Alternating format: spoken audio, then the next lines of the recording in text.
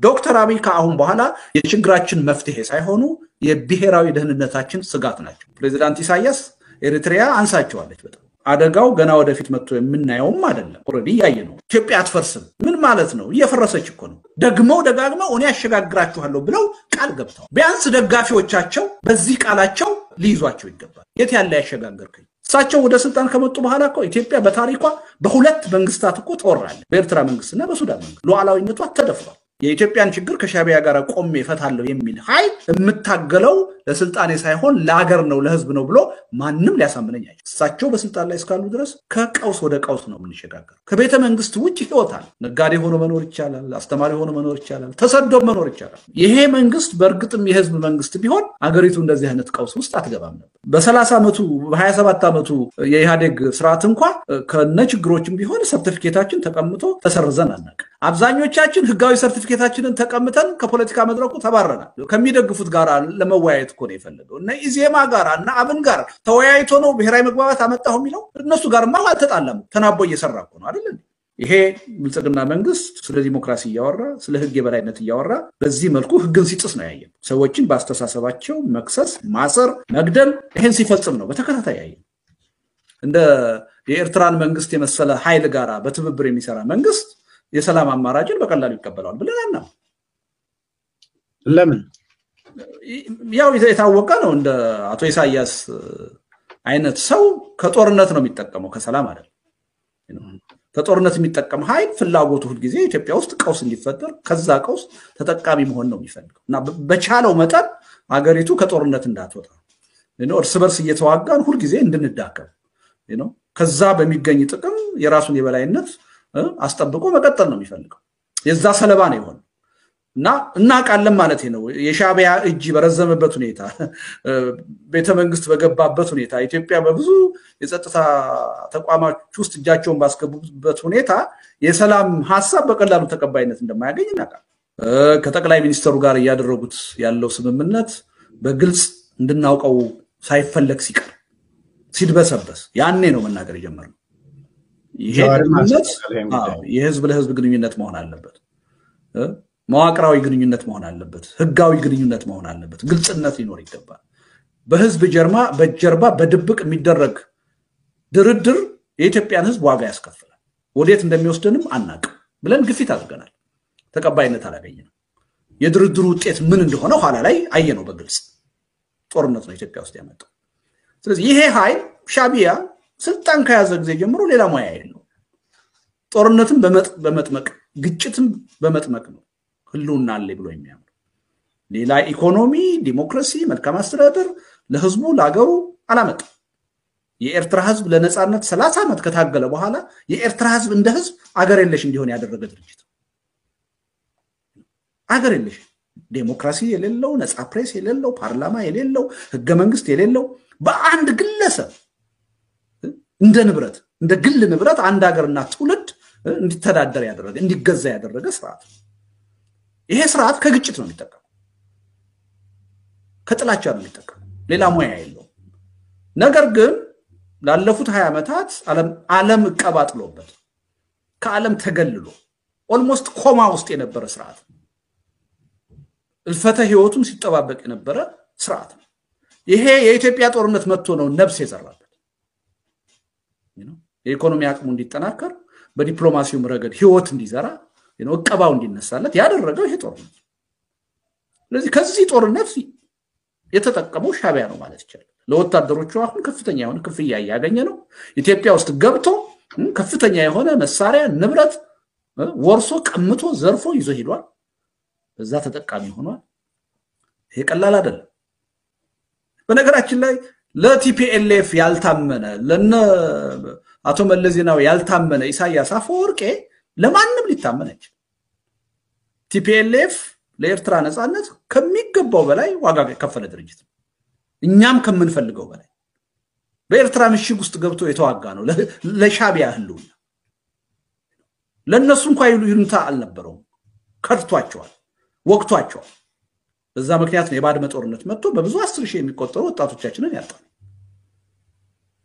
አሁን ደግሞ ተመልሶ የኢትዮጵያ ወዳጅ ነው ተብሎ በኢትዮጵያ አዛዥ ናዛዥ የሚሆንበት ሁኔታ ነው የተፈጠረው ህይወት ነው የዘራው በአንድ በኩል እኛን ይጎዳል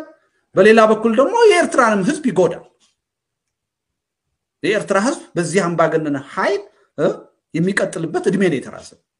ሻቢያ ፍላጎቱ የነበረው ምንድነው ደካማ የሆነች ኢትዮጵያ ትኖራለች ራሴን በኢንዱስትሪ አበልጽጌ አሳድጌ ሲንጋፖር ሆናለሁ ስለዚህ ኢትዮጵያንና ኢትዮጵያን ህዝብ የሮ ማቴሪያል ምንጭ አድርጌ የገበያ ምንጭ አድርጌ እኖራለሁ ነበር ህልሙ ይሄ ነው ይሄ እንደማይሆን ሲያውቅ ወደ ጦርነት ነው የገባው አንዱ ይሄ ነው ሌላው ከፐርሰናል ኤጎ የሚነሳ ነው ፕሬዝዳንት ኢሳያስ ኤሪትሪያ አንሳቸዋለች በጣም ከኤጓቸው ጋር ማትመጥን ሆናለች ስለዚህ በዚህ በአፍሪካ ቀንድ ተጽዕኖ ፈጣሪ መሆን ይፈልጋል ለዛ ነው ምንም ደንበር እንኳን የማይዋሰኗቸው አካባቢዎች ኬንያ ድረስ ሶማሌ ድረስ ደቡብ ሱዳን ድረስ ሄደው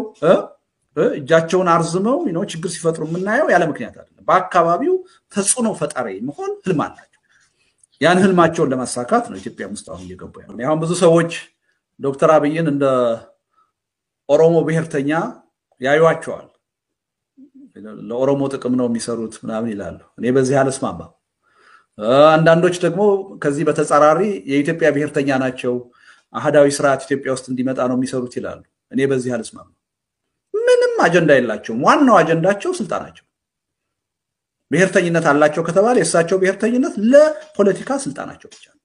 ለፖለቲካ ስልጣናቸው ከጠቀማቸው ይበጀኛል ካሉ ከየትኛውም አካል ጋር አብረው ይቆማሉ ከሻቢያ ጋር የቆመ ኃይል ከማንንም አካል ጋር ይቆማል የኢትዮጵያን ችግር ከሻቢያ ጋር ቆሜ ፈታለሁ የሚል ኃይል እምታገለው ለስልጣኔ ሳይሆን ለሀገር ነው ለህዝብ ነው ብሎ ማንንም ሊያሳምነኝ አይችልም ለሳቸው ትልቁ ቁም ነገር ስልጣን ንግስና የኢትዮጵያ ህዝብ ጉዳይ አይደለም የማንኛውም ህዝብ ጉዳይ አይደለም ይሄን ደጋግሜ ተናግሬያለሁ ስለዚህ በሳቸውም ከዚህ በኋላ የሚፈታ ችግር የለም እሳቸው በስልጣን ላይ እስካሉ ድረስ ከቀውስ ወደ ቀውስ ነው የምንሸጋገረው ይሄን ዛሬ አይደለም መናገር የጀመርነው ከ3 አመት ጀምሮ ነው በተግባርም እየሆነ ያለው ይሄ ነው ኢትዮጵያ አትፈርስም ምን ማለት ነው እየፈረሰች እኮ ነው ዶክተር አብይ ወደ ስልጣን ከመጡ በኋላ እኮ ቅድም እንዳልኩ ሁለት ዲፋክቶ አገር ተፈጥሯል ትግራይ ሌላ ሀገር ነው አሁን ኢትዮጵያ ሌላ ሀገር የሳቸው መንግስት አሁን ትግራይን ተቆጣጥሮ ያስተዳድራል አያስተዳድርም የትግራይ ህዝብ አሁን ተገቢ ውክልና በማከላይ መንግስት አለው የለም እሳቸው ወደ ስልጣን ከመጡ በኋላ እኮ ኢትዮጵያ በታሪኳ በሁለት መንግስታት እኮ ተወራለች በኤርትራ መንግስትና በሱዳን መንግስት ሉዓላዊነቷ ተደፍሯል አይደለም ቀርተው ተዋግቶ ሉዓላዊነቱን ማስከበር ስለመደፈሩ እንኳን አይወራም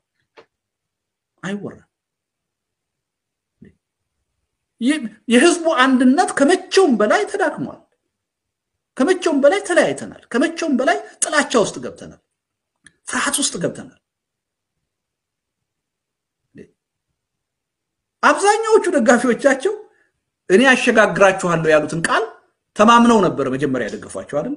ከምን ወደ ምን አሸጋገሩ ይሄን ቆም ብሎ ማሰብ እንዴት ያቀታል ከምን ወደ ምን አሸጋገሩ ሰላም አመጡልን ዲሞክራሲ አመጡልን ኢኮኖሚ ብልጽግና አመጡልን አንድነት አመጡልን ፍቅር አነገሱ ሉዓላዊነት አስከበሩ ምን አመጡልን ከምን ወደ ምን ያሸጋገሩ ካለፈው የተሻለ ስርዓት ካላመጡልን ለምን ነው የምንፈልጋቸው ሳይቸው ራሳቸውን የገቡት ቃል እኮ ነው አሸጋግራችኋለሁ ብለው በአንድ ግለሰብ በአንድ መንግስት የሚደረግ ሽግግር እንደሌለ እናቃለን ግን ደጋግመው እኔ አሸጋግራችኋለሁ ብለው ቃል ገብተዋል ቢያንስ ደጋፊዎቻቸው በዚህ ቃላቸው ሊይዟቸው ይገባል የት ያለ ያሸጋገርከኝ የተሻለ ሰላም አመጣህልኝ የተሻለ ኢኮኖሚያዊ ብልጽግና አመጣህልኝ የተሻለ አገራዊ አንድነት ፈጠርኩ የተሻለ ዲሞክራሲ መብት አመጣሁ መልካም አስተዳደር አመጣሁ የት ነው ለውጡ ኦዲት ማድረግ አለበት መጠየቅ አለበት ስለዚህ እሳቸው ለስልጣናቸው ብቻ ነው ከዚህ እኔ ቀደም ሲል አንድ ወረቀት ጽፌ ነበር ታስታውሳለህ በኢትዮጵያ አዲስ ዓመትና ከዚህ በኋላ በዶክተር አብይ እየተባባሰ የሚሄድ እንጂ የሚፈታ ችግር የለም ዶክተር አብይ ከአሁን በኋላ የችግራችን መፍትሄ ሳይሆኑ የብሔራዊ ደህንነታችን ስጋት ናቸው ከቀውስ ወደ ቀውስ ነው የሚያሸጋግሩን በተግባርም ያያየን ያለ ነው ይሄ ሶስት ጊዜ እንደዚህ በአካል ተገናኝተናል ብቻችን ተወያይተናልና እድሉም ነበረኝ አብዛኛውን ምልህን ነገር በግልጽ ተናግሬያለሁ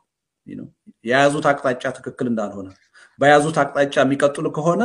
የተጀመረው የለውጥ ሂደት እንደሚከሽፍ የትም እንደማይደርስ ከዚያ ወጥተው ጀኒውሊ በሐቅ ብሔራዊ መግባባት እንዲፈጠር ብሔራዊ ምክክር እንዲኖር ድርድር እንዲኖር ሁሉን አቀፍ ይሆን አሳታፊ ይሆን የፖለቲካ ሂደት እንዲጀመር አቅሜና ሁኔታው በፈቀደ መጠን ጥያቄ አቅርቤያለሁ እውነቱን ልንገርህ ደጀኔ የማንንም ሐሳብ የሚቀበሉ ሰው አይደለም አሁን ብዙ ሰዎች ነከለ የመከሯቸው ነከለ ተጽዕኖ ያደረጉባቸው ይላል ዶክተር አብይ የማንንም ሐሳብ አይቀበሉ ራሳቸውን እንደ ዲቫይን የሆነ ሚሽን እንዳለው ሰው ነው የሚቆጥሩት ሁሉን ነገር አውቆ እንደጨረሰ ሰው ነው የሚቆጥሩት የማንንም ሐሳብ አይቀበሉ አሁን ባለው ተጨባጭ ሁኔታ ከጦርነቱ ጋር በተያያዘ ሁለቱም ጉዳዩ የህልውና ስለሆነባቸው ሊደማመጡ ይችላሉ አቶ ኢሳያስና ዶክተር አብይ አንዳቸው በሌላው ላይ ተጽዕኖ ሊያደርጉ ይችላሉ በተለይ አቶ ኢሳያስ በዶክተር አብይ ላይ ተጽዕኖ ሊያደርጉ ይችላሉ ከዛ ውጭ ግን ማንንም ተጽዕኖ ሊያደርግባቸው አይችልም ስለዚህ እኔ ልላቸው የሚችለው ቀደም ሲል ከርሶ በፊት ከነበሩት መሪዎች ይማሩ ተመሳሳይ ታሪክ አይድገሙ ከራስዎት ስልጣን በላይ ለሀገርና ለህዝብ ታሪክ ይሱ ሲቻል ወደ ትክክለኛው አቅጣጫ ያስገቡን ወደዛ ማስገባት ካልቻለ ደግሞ ስልጣን ይልቀቁ ርስት አይደለም ይልቀቁ አልቻልኩም ማለት እኮ ይቻላል ህይወት አለ እኮ ይቀጥላል ከቤተ መንግስት ውጭ ህይወት አለ ነጋዴ ሆኖ መኖር ይቻላል አስተማሪ ሆኖ መኖር ይቻላል ተሰዶ መኖር ይቻላል ለግል ስልጣን ሲባል ግን አገርን ማጥፋት ማውደም ትክክል አይደለም ስለዚህ ይሄ አገር መፍረስ ጉዳይ ወደፊት ሲሆን የምናየው አይደለም ኦሬዲ አሁን እየሆነ ነው በመፍረስ ሂደት ላይ ነን ይሄ ቲፒኤልኤፍ የሚባለው ኃይል ብልጽግናም የሚባለው ኃይል ለአንድ አመት ለሁለት አመት አይደለም ለ30 አመት ስልጣን ላይ የነበረ በ30 አመቱ ሂደት ሊያጠራጥር ሊያከራክር በማይችል ደረጃ አንድ ዲሞክራቲክ መሆኑ ከስልጣናቸው በላይ ያገርና የህዝብን ጥቅም የሚያስቀድሙ እንዳልሆኑ በተግባር በተጨባጭ አይተን አገር የሚፈርሰው ችግር በሚፈጥሩ ሰዎች ብቻ አይደለም ችግሩ ሲፈጠር ችግሩን ሃየ በማይለው ሰው ዝምታን በሚመርጠው ሰው ይሄ አገሩን ያፈረሰው ጦርነት ሲካሄድ የት ነበራችሁ ምን አደረጋችሁ የሚለው ጥያቄ እንደ ትውልድ ተከትሎ